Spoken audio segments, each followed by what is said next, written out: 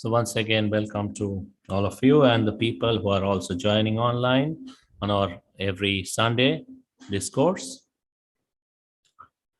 And as we were earlier continuing with our discussions on the life's bread blessings, we've almost come to the final discourse, which earlier discourses are available in our YouTube channel, so you can listen to them. So till the last time, we discussed about practicing the good things and also discussing about the good things, spiritual things within ourselves, and how it uplifts our mind, how it helps us to walk on the right path.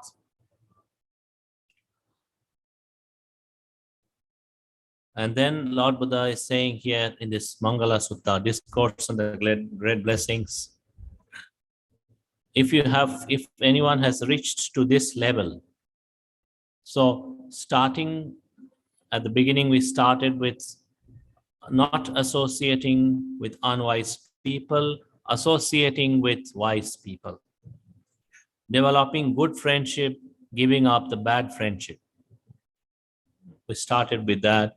And then there were many things we discussed about being skillful, being diligent in one's profession and in skills, professional skills, and being diligent, being careful to take care of parents and take care of family and to cultivate the good things, cultivate a moral life, practicing generosity, practicing kindness and compassion, practicing patience and contentment, avoiding unwholesome habits, all of these, a lot of these things we have discussed. And discussing about the right things, not to indulge in talks which are not profitable, indulging in talks which are profitable, so many of these things. And then the Lord Buddha is saying here is, one who has reached, one who has fulfilled all these things previously, then they can seek a spiritual life. A spiritual life. A spiritual life is what? A life where you are willing to know the reality by yourself. The reality of life by yourself. So you practice to know the reality of life by yourself. Not by what others tell you, not going by the theories, not going by the ideas or concepts or philosophical things, but practicing in a way which is directly leading to our own wisdom of the true nature of life. What is the life's basic nature? We are born, and then we keep growing, come to the young age, and to the middle age, and to the old age, and to death. So basic nature of life is to change. That's the basic nature. That's for all of us. Whether rich people or poor people, educated people or uneducated people, it does not matter. It's the same with all of us, to change. But then change is one thing and recognizing the change is another. Change is one thing. We are all changing all the time. You know, how you came and sat down here, and after some time you're sitting, your body will feel the pain, discomfort. This is a change in the body. But then, do we really know this correctly? That's the thing. The wisdom is to know the change. Change is one thing, but knowing the change rightly by yourself, that is wisdom. So if you have fulfilled all the previous qualifications, and if you have developed it, then one should also cultivate the wisdom, the real wisdom. What is the real wisdom? What we call these Four Noble Truths. 4 universal truths about life. What life is inherently unsatisfactory, in a big way or in a small way. So, just like you came and sat down here, and then when I was telling you to watch your breath, just as you observe the breath, you could see sometimes the mind can see the breath, sometimes the mind cannot see, it goes somewhere else. Mind goes to somewhere else, and then you bring it back, and then it goes somewhere else again. So the nature of the mind is to deviate, go to so many things. First, sometimes the breath, sometimes something else. Why? Because there is no real satisfaction in the mind. If the mind is fully satisfied with the breath, or with any object for that matter, then it wouldn't go to another object. It's just that mind isn't really deeply satisfied. There is a level of dissatisfaction working in the mind. So it goes to one thought, and then it changes, and it goes to another thought, then it changes, it goes to another thought. Even with those thoughts also, it doesn't stay with just one thought, one particular thought or a type of thought all the time. From morning till evening, you see, so many types of thoughts come and go in our mind, but none of them stay with us. They keep on changing. Mind keep on jumping from one thing to the other. Why? If any thought out of these so many thoughts, if anyone was good enough, really good enough, then mind could stick to it. The really good enough. This is the real one. But that's not the case. So why? Because mind is inherently dissatisfied with the things. That is what we do not know. When we do not have the wisdom, we do not know this. We don't know the unsatisfactoriness correctly. It's like people. People, all of us, from the time we are born, we are undergoing change. All of us, If we did not change, then we wouldn't grow up. We wouldn't grow up. We just remain the newborn baby. But the fact that we were all changing, we grew up. Now we have this body as of now, and it will change. It is bound to change. And what happens? Then comes, as it is changing, this is the growing up means decay, changing. Changing is decaying. It's like buying a new car. You buy a new car, and then you drive it around. And then you drive it around, it's decaying. Every day, parts are degenerating. Then after some time, some days, some months, some years, they say, you take it to the service center, they say, this has gone bad, that has gone bad, this isn't working, that has to be replaced. But that decay started when? The same day when you bought the car and started driving around. It didn't start after 1 year, 2 years, the same day. Because you drove it around, it is decaying. Similarly, this body, as we are born, from that moment the decay started, changing. So when people come to, for example, people come to the old age. When people come to the old age, they complain, oh, this is so difficult. Sitting is difficult, standing is difficult, eating food is difficult, after eating food, digesting is difficult. But they don't have wisdom. Why? Why do I say they don't have wisdom? Because they don't see the problem. Where did it start? It started when we were born. This problem, that's where it started. Where did old age start? Aging start? When we were born. Where did sickness start? It was started there. And eventually this body will become so old and decrepit, and it will break down. Then we call it death. Where did it start? It started there. It started at the birth. That's where it all started.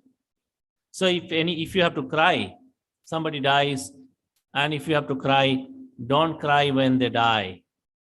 You should cry, you must cry when they are born. This fellow is born now. Now it is impossible that he will avoid aging and sickness and death. Now it is impossible that this fellow will be able to escape the suffering. That's where it all started. It all started with the birth. So as long as the birth remains, aging remains, sickness remains, death remains, suffering remains. Simple. We can't avoid. So it also, people celebrate happy birthdays. There is nothing happy about birthdays. I tell you, there's nothing, absolutely nothing happy about it. Because that's where the problem started. That's where whole problem started. Once we are born in this world, it is impossible that we will avoid the problems of the world. It is avoid that this body will not change. Aging will not come. Sickness will not come. Death will not come. It is impossible. It is impossible that suffering will not come. So that's the problem. But this is wisdom. To know it correctly, where it started, why it started, that's the wisdom. That's what, to cultivate this wisdom is all about, the spiritual life. To cultivate this wisdom, to develop this wisdom within your life. People, when they are young, they don't care about old age. Then they come to the old age, they complain a lot. But then they didn't understand. Every day they were considering themselves young. Those each day they were aging. Each day, each moment they were aging. As simple as that. There was no escape from aging. There was no escape. When they have good health, people don't really care about it. People are sometimes arrogant, sometimes proud. I don't fall sick. I'm so healthy. When they later on, if they fall sick, they say, oh, I am so sick. But the fact is, the body is changing. It has to go sick. It will become sick at some point of time. It is the nature of the body itself. That's how it is. So these four noble truths, there is dissatisfaction. There is a cause for it. What is the cause? We grasp at things. We don't want it to change. When it changes, it changes. But then we don't want it to change. We want it according to our wish, according to our liking and disliking. When the body is young, we want it to remain young. We don't want it to grow old. But then that's not the nature of the body. Nobody can do that. If it is young, then it will become old. If it is healthy, it will become sick. That's how it is. That's how all things are. There's no way we can escape.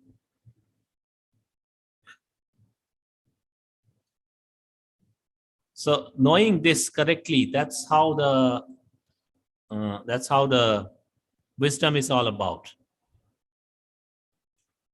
Knowing things rightly.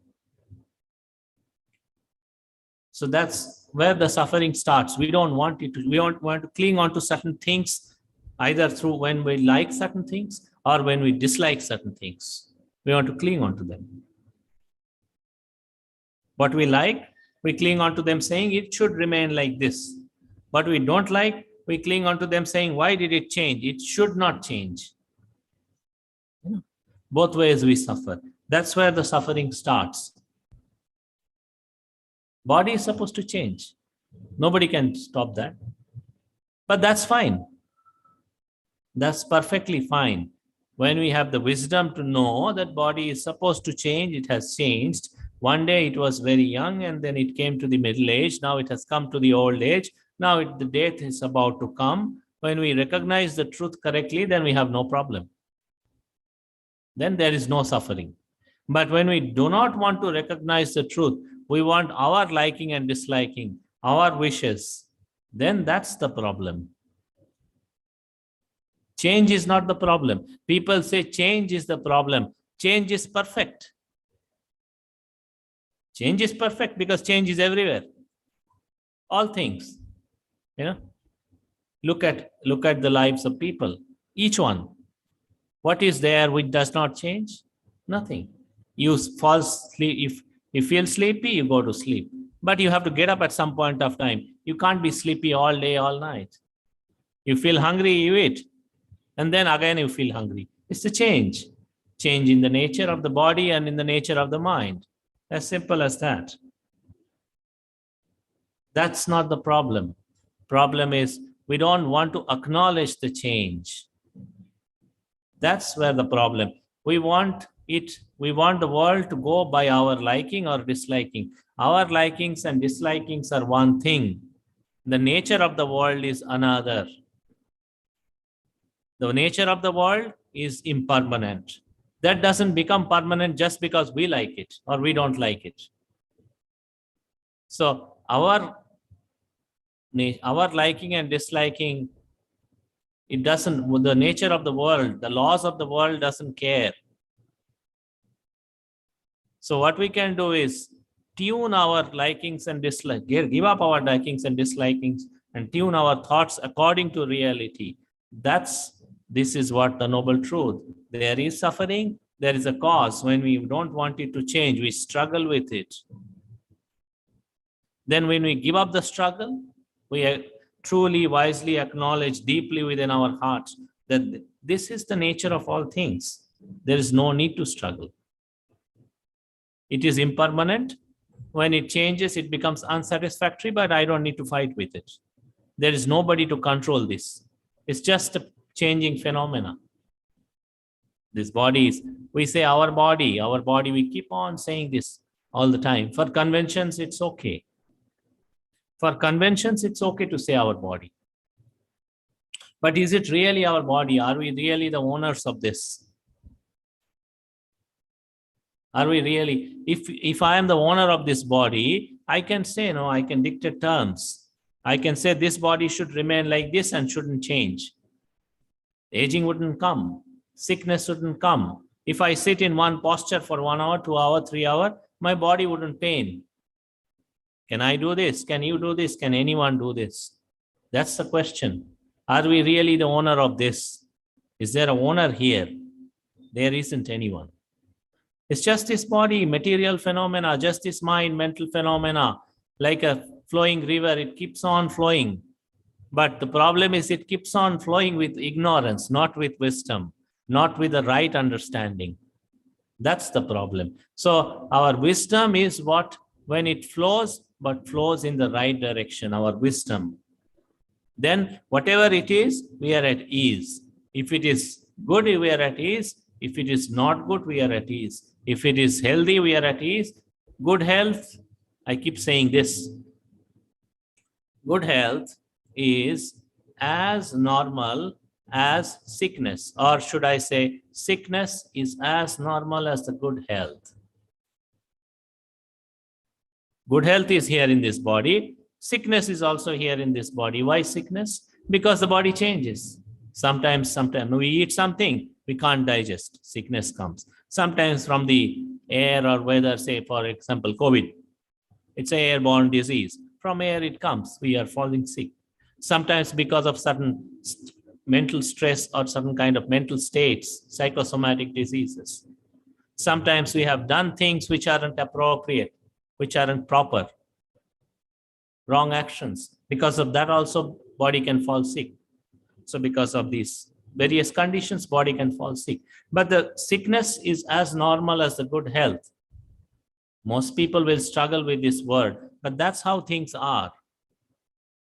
Sickness and good health, they're just the two sides of the same coin. They aren't very different. But people, what they want? I want to be healthy all the time. I never want to fall sick. One way you wish, may I not fall sick, it's okay. But if you are so desperate not to fall sick, and then one day you fall sick, you become sad and depressed. But that's not how the world goes. If you are healthy, you may fall sick tomorrow. That's fine. Can you say that's fine? That's the problem with the people. They don't have wisdom. So, knowing these four noble truths is about knowing the life. Life is inherently unsatisfactory, impermanent, unsatisfactory, without a controller, without a self.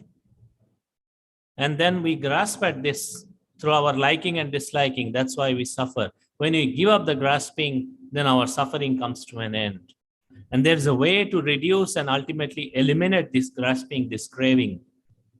That is this what we call the Eightfold Path. Right understanding and right intention, right speech, right action, right livelihood, right mindful, right effort, right mindfulness, right meditation.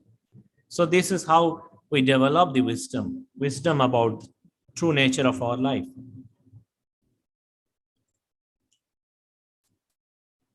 When we do that, then if it changes, we are fine. If it comes to death, we are fine. If it comes to sickness, we are fine. If recovery from sickness is fine, sickness is also fine, because that's how the body is. That's the wisdom.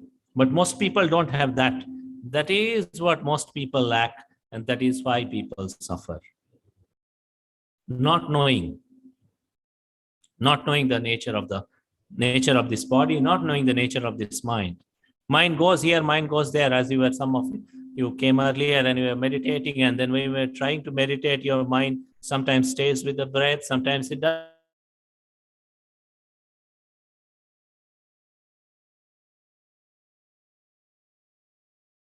Go to stay with the breath for some time, it stays with the breath, and then it goes somewhere else again.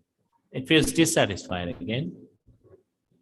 That's the nature of the mind. Why? Because it's never fully satisfied. It wants something or the other. That's where the problem starts. It wants things to be in this way or that way. And after having it in this way or that way also, it is not satisfactory. Yeah. People, when they don't have children, they say, it would have been so good if we had children. And then they have the children. And then those children grow up. And when they are small, the parents say, oh, our children are so good, so nice, so cute, so sweet. And then after those children grow up, same parents fight with their children like cats and dogs. Why? It's your children, right? You should be happy and perfectly happy with it, no? But why aren't you? Have you ever considered this? Everything changes. Parents change, children change, everything changes. Simple as that. But that's not the big deal. That's not really a big deal. Everything changes. Parents also change, children also change. What's the big deal? They have changed. So if you have wisdom to recognize, it's not a big deal. Everything is supposed to change, it has changed. That's all. Then you don't have suffering. So to develop that wisdom, that is the real greatest blessing. To develop that right wisdom, right understanding, knowing the things as they really are, not according to our liking and disliking, but as they truly are. So when we have the wisdom, what wisdom does? Now we are trying to tune, in a way, we are trying to, but failing, to tune the world according to our liking and disliking. That's never going to happen. When we have the wisdom, we tune our thoughts, we tune our mind according to reality, not according to our liking and disliking. Then we are at ease. And that's the next point he says. Puttassa loka dhammehi. The nature of the world is what? These 8 things, worldly conditions we say. Gain and loss. Happiness and suffering. Praise and blame. Reputation or loss of reputation. These things, 8 things. Gain and loss. Happiness and suffering. Praise or blame. Either a very high reputation or a no reputation. Loss of reputation. So, how do you recognize a wise person? One whose mind does not tremble, does not shake at these 8 worldly conditions. in the gain or in the loss, in the happiness or in the suffering, like this. One whose mind does not shake. Why? Why does it shake and why does it not shake? That's the question, no? Why our mind shake? When we have happiness, we are overexcited. When we have suffering, we are over-depressed. When we have gain, we are over the moon. When we have loss, we are sad and depressed, like anything. Why? As just we discussed, we don't recognize happiness is not really ours. If it is ours, if we are the owner of happiness, if it is really my happiness, so-called happiness, then it should stay with me, right? It should stay with me as long as I want. Till my death, it should stay with me. I say, okay, this happiness, you stay with me till I die, and it stays with me. But that's not the case. It's not really ours. It comes and then runs away. Suffering, it comes and then runs away. Gain, it comes and then it runs away.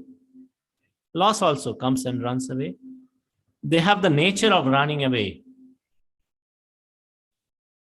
They have the nature of running away. But we don't really know this correctly.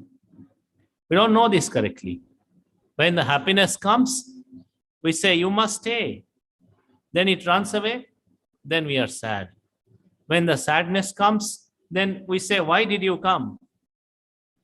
Then we fight with it as long as it stays. Then it goes away. Then again, some happiness comes. Oh, you have come, you must stay. And then it goes away. And then we complain. Why did it go away? Then sadness comes. Why did you come? We complain. That's our problem. So if our mind does not shake in these worldly conditions of happiness and suffering, gain and loss, like this, praise and blame, all these things, 8 worldly conditions. If our mind does not shake, then this is the highest of all the blessings. This is the highest of Etam Mangalam Uttamam. This is the highest of all the blessings. Why? Then you are free. You are free from all good and bad things. You are free from all gain and loss. You are free from all praise and blame. Because whatever comes, whatever goes, you don't really take them. You don't really take them and carry on your head. You don't do that. Happiness comes, you don't put it on your head. Suffering comes, you don't put it on your head.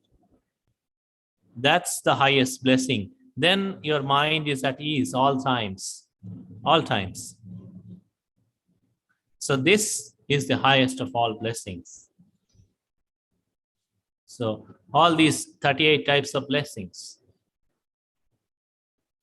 Some of it we have already discussed. So if you wish to learn about it, there are discourses available in our YouTube. And these are the last part, knowing about these 4 noble truths. Knowing about these 4 noble truths, the suffering, the cause, the ending, and the path.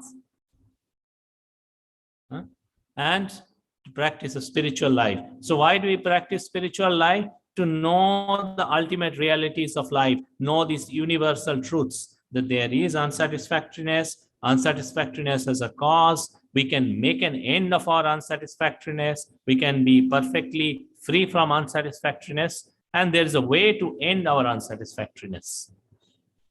To know it, to recognize it, and then fully develop, fully cultivate it to the highest level, to realize this within ourselves. And when we realize them, then all these worldly conditions of happiness and suffering and gain and loss, they are just the things of the world.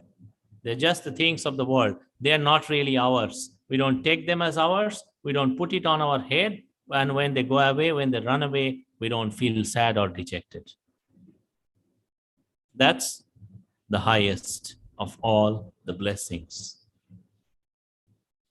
And so Lord Buddha is saying at the beginning of this discourse, one who does like this, one who cultivates these blessings, starting from associating with the good people and staying away from the bad people, developing the noble friendship, giving up the wrong friendship, starting with that and up to the realization of the liberation up to the perfect realization of the liberation. One who develops these blessings gradually, step by step, etadisani katwana, like this. So one who can develop like this, then he is truly victorious. He is the only victorious person. When we say somebody is victorious, somebody has got a victory, we tend to think victory is over the other people or other things. That's not a very great victory. That's not a great victory. When we say victory, we say we are victorious over other people. Lord Buddha says, even if a person 1,000 times in 1,000 battles defeat thousands of men, I do not call him a real victor. One who conquers himself, conquers all the evil inside oneself, and goes beyond the conditions of this good and bad, goes beyond the conditions of this good and bad, all ups and downs, transcends all these things. He is the real victor. He is the only real victor. Why? Because it's like, as we said, no? Someday we have the victory, next the defeat comes from somewhere. You see the history of the people, you know. So many people, so many big people, successful people, influential people, they became successful, and then after some time they lost something else somewhere. No power in this world, no position, no power, no influence is permanent really. Because it goes away, it has the nature of going away. It goes away today or tomorrow or at the max up to your death. Then it doesn't go further. But the real victory is when your mind has let go all the conventional notions of happiness and suffering, then it doesn't bother. Then it is victorious because all the good and bad things have ceased. Not just the bad things, even the good things have ceased. Then you don't have to worry. You don't have to worry about the gain and loss and praise and blame and nothing. Your mind is perfectly at ease all times. That's the real victory, because that victory cannot be snatched away by other people. When you reach that perfect stability through the perfect realization, perfect liberation, that victory cannot be taken away by other people. No human being can take it. No Deva, no Brahma, nobody can take that victory from you. That is permanent. That is the real stable thing. The victory of liberation. The victory of freedom from samsara. So if Lord Buddha says at the beginning, one does like this, then one is truly undefeated. That's the only person, one who's truly undefeated.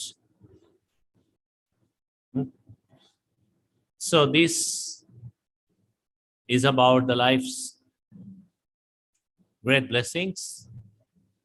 We conclude the series on the life's great blessings here today with this discourse. And whatever you have learned, and we wish that whatever you have heard here or previously on previous occasions, and you may again, with the help of technology, you may again go to our YouTube and listen to these discourses again. May you be able to understand them deeply, and may you be able to not just understand them deeply, may you be able to cultivate them in your life and then take it to the highest perfection. With this, we will conclude our discourse today. If anyone has any questions, then you can ask now.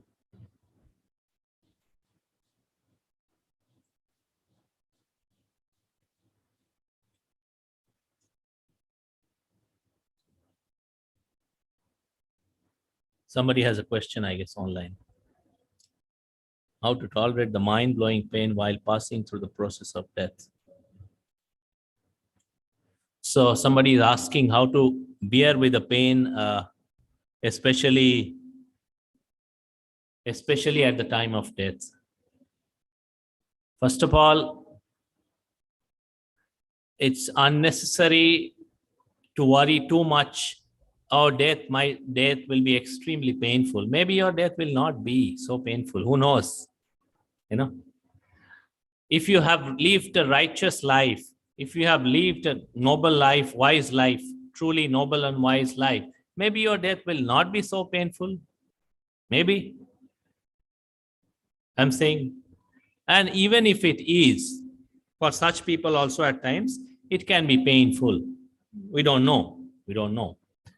The important thing is to, as I was just discussing here, to develop the wisdom about the body and the mind. Nature of the body is to change, is unsatisfactory. So as you keep doing, keep understanding, keep developing this wisdom every day through your mindfulness and wisdom, if you keep understanding and keep developing deeper wisdom every day, then when the death comes, you are not so bothered. You are not so bothered because you already have seen the process of decay within yourself enough number of times through your practice, through your wisdom. People say death happens at a certain time. It's not really fully true. Death happens every moment. We take the in-breath and then out-breath goes out. And then there's a small pause between the next breath, next in-breath, and the next in-breath comes in. When death happens, what is that? In-breath, last in-breath, last out-breath, no more in-breath. No more in-breath. You're breathing in, breathing out, breathing in, breathing out. Last time, the in-breath, out-breath, no more in-breath. Then people say so-and-so is dead. So if you, for example, if you train your mind so well to know the breath correctly, precisely, mindfully all the time, if you train your mind, you just know the breath, in-breath, out-breath, this is going to be the final one. That's okay, I just see the breath.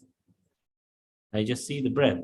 This is one way. One is that there can be so many ways of being at ease. But this is one way, one practical way I'm saying. If you train your mind to see the breath, if you develop mindfulness of breathing every day sincerely, then at the moment of death, it's just another last in breath, last out breath. That's all.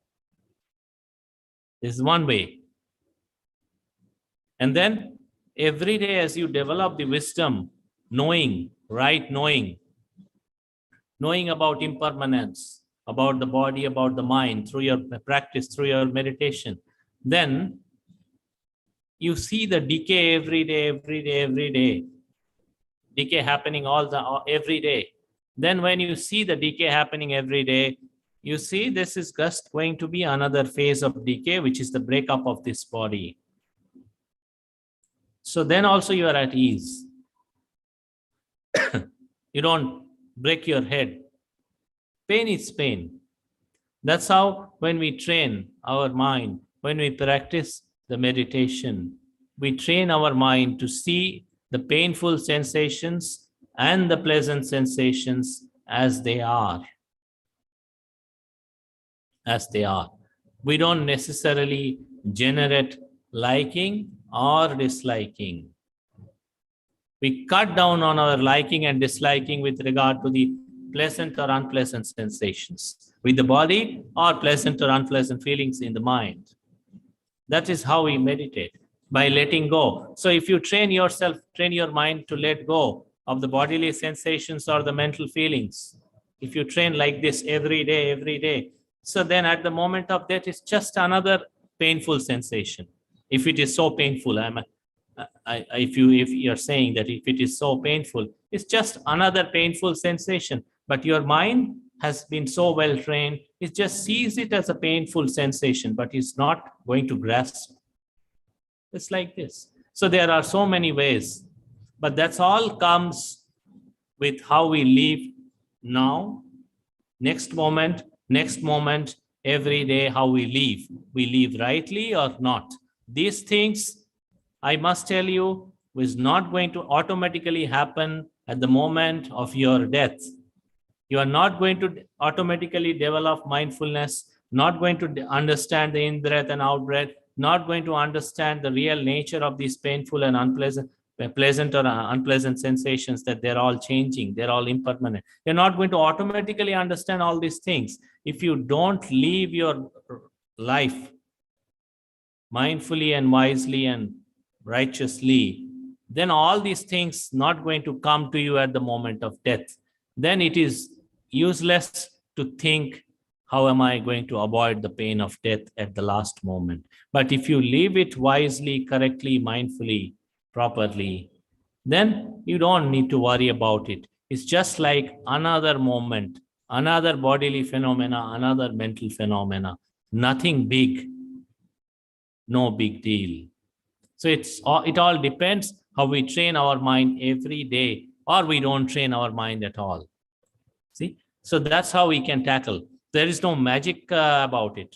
If we train it like this every day till our death, then our mind is at ease, ready. It's okay. It's just another painful sensation or just another breath like this. Then it wouldn't be so perturbed. It will be at ease. But if we don't train it and then suddenly expect at the moment of our death, everything should be fine, then you are being foolish, just foolish. That's all. There's no way you can escape. Okay?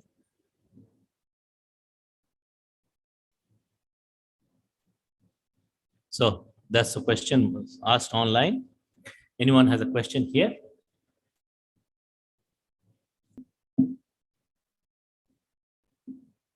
Hello. And then my question is like, if we set a goal, then how do we achieve it without the attachment? And how do we practice to achieve that goal without any attachment?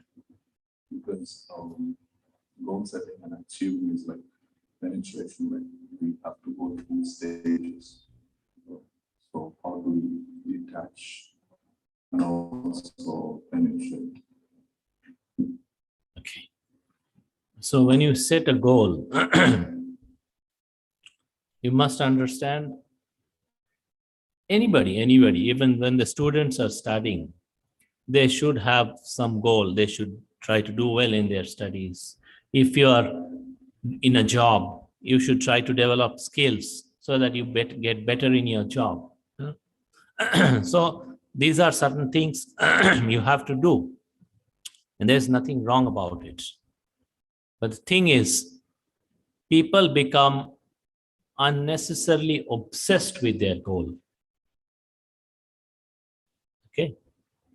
Just take an example. You say, okay, tomorrow I need to buy a house for myself. You make a plan. 5 years down the line, I buy a house for myself. Or I buy a new car, or I get something done, or I make so much, I start a business. Whatever it is, doesn't matter. So you do things which are necessary to achieve what you want to do. You do every day according to your plan. You try to execute, try to develop, try to upgrade, whatever it is. That's fine. But then when you become so obsessed that if this is not there, my life has no meaning, then it becomes a problem. Then it's not a goal, it's a burden. You must understand, no goal, we can say, is set in stone. Because our life is inherently impermanent. We set a goal, but we also keep at the back of our mind one simple thing: this may also change. And if it changes, I wouldn't have to kill myself. Simple. No need to. I wouldn't have to kill myself. It's supposed to change, it has changed. I can do something else. So that's how we set a goal and execute. Say, for example, now anyone, even say we monks, we are monks. We don't live in the houses. We live in the monastery. Why do we renounce the world? Why have we renounced the world? To attain liberation. That's our goal, so to speak. That's our goal. But then we take every day at a time. We don't break our head thinking, why isn't the enlightenment appearing right at this moment? We don't break our head like this. We don't.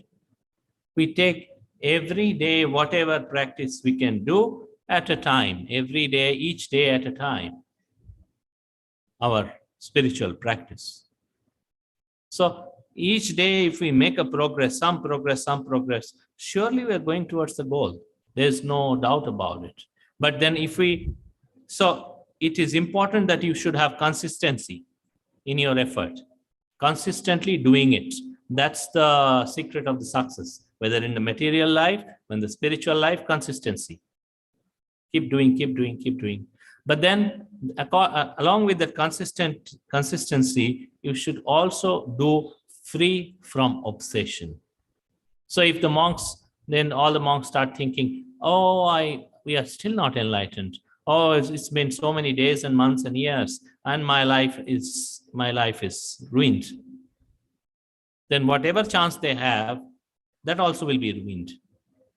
So we segregate between goal setting, executing by stages, and we segregate it from the obsession. That's important.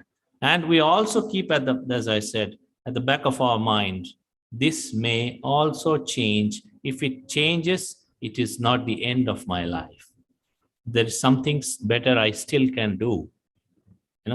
To keep that also in mind. So sometimes if you are so obsessed, hey, this is my goal. If I cannot do this, then I will commit suicide. People end up killing themselves sometimes. Students, they end up killing themselves. Sometimes I have heard of news, some students, they have done well in their studies, but they were so afraid on the day the results came, one day before or on the same day itself, out of fear, they have committed suicide. And they have done well. When the result came out, it turned out that they have done well in their studies. Poor students. But that's what obsession does to people.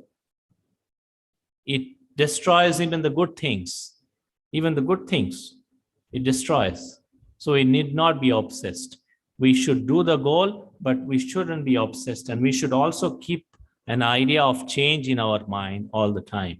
Important thing is to keep that change, perception of change, is to keep with us. It is good, but it may change. What happens if it changes? Do I kill myself? Is my life ruined? Not really. Still, I can do something good. That's important. That's being pragmatic. So that's my advice. Are you clear on this?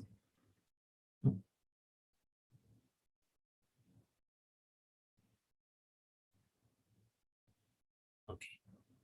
If any other question, we'll take, or else.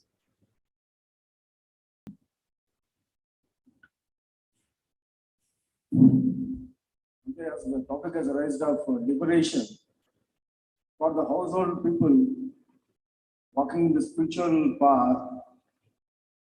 What are the obstacles we have to avoid to even household people to reach the liberation side? We'll just put some focus on it. Yes. This whole Mangala Sutta, it doesn't immediately, if you read it, this Discourse on Life's Great Blessings, and what all the talks we have given, 4 or 5 talks, today is the 5th one. So where did Lord Buddha start? He didn't start suddenly for monks. He started at the very basic level. Asevanacha balanam. So you must segregate between good friendship and bad friendship. Start there. Start keeping the right company, avoid the bad company, and then discard, and then stay with the wise people. Pay respect, be reverential, be reverential to wise people. Puja cha pujaniyana, good people. And then like this. So all these things that is taught, being diligent, being truthful, being skilled in one's profession, taking care of the family, taking care of the family and parents and relatives, and helping each other, developing kindness, developing compassion, discarding bad habits, immoral practices, or immoral lifestyle, developing a mind of spiritual mindset, and listening to the spiritual discourses, talking about the spiritual discourses, practicing generosity, practicing morality, associating with the wise peoples, associating with the monks. So all this, and then he talks about the liberation.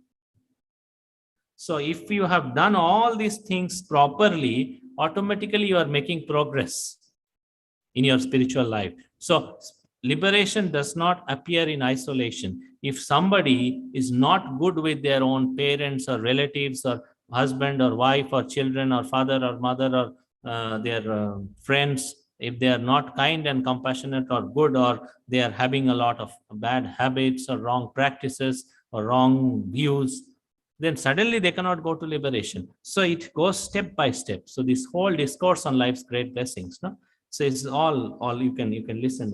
Other previous ones are also there. So it's all step by step development. So a major portion of it is something that householders can practice, even as a lay person. You can practice generosity, you can give dana, you can practice morality, you can practice meditation, even as a householder also. You can practice all these things. So that's making progress in your spiritual life. That's making progress towards enlightenment. So don't take it like, don't think of the only enlightenment here immediately now. Check yourself. Have I made enough progress? Am I doing enough progress every day or not? If you are doing it, you should be okay. Okay, then I am doing it okay. No need to worry about it. That's how we develop gradually. In a household life also, people can practice well, people can be enlightened, people can attain to certain stages of enlightenment in a household life also, if they do it sincerely. Possible. Okay. When we were teaching meditation, you meant to say after that. Yeah. So yeah, on every day we are having meditation sessions. So every day from 5:30 to 6:30, and on Sundays 5 to 6. So you can come. So I think maybe last 15 minutes we'll dedicate for metta.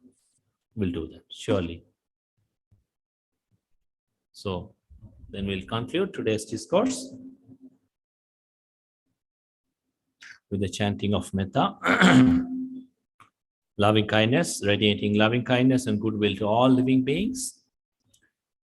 Sukhi bhaveyang niddukha ahang nichang ahang viya hita cha me sukhi honto majjhatta dacha verino imani gamma kettam hi satta honto sukhi sada tato parancha rajyesu Chakavale Sujantano Sadhu Sadhu Sadhu.